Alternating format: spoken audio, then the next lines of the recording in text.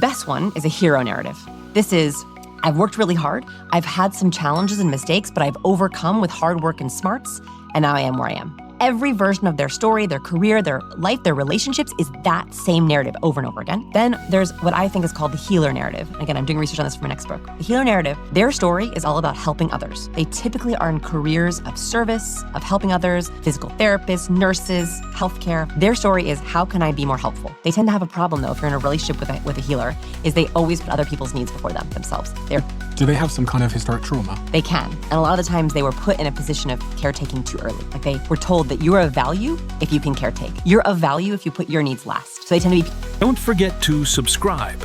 Comment below if you enjoy. people pleasers. They tend to say yes to everything. You have to be careful if you work with a healer because they're great to work with. They help, but they say yes to too much. So healer is the middle one. The last one is victim narrative. Victim narrative, no matter what, personal, professional, love life, taxes, they have the same narrative. I experienced challenges and mistakes, and I didn't overcome. No matter how hard I work, no matter how smart I am, the world is against me. So a question I ask people to begin to uncover their self-narratives, do you feel lucky? Do you feel lucky? I feel very lucky. I also feel very lucky. Yeah. People who have a resounding yes to I feel lucky are more likely heroes or healers. People who say, I don't feel lucky, I feel very unlucky, are typically victims.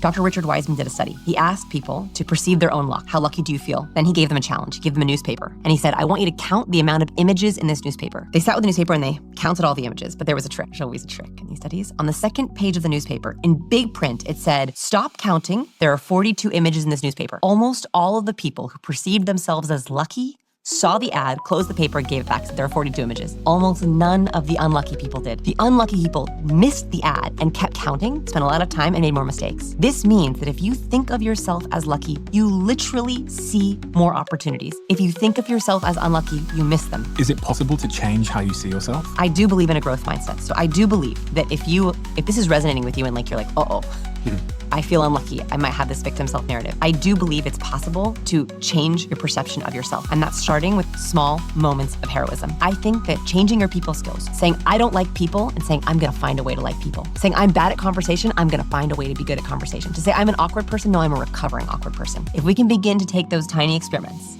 and change them one by one, we begin to have small moments of heroism, and that's how we change our self-narrative. As an employer, I think about this a lot, these sort of verbal and non-verbal cues. And actually, I had an interview some time ago, and I think I came out of the interview, and I think objectively, the person might have been qualified, but there was something about their energy or cues or something that signaled something else to me, that they were an unhappy person, or they were tired, or they didn't really want to be here, or something like that.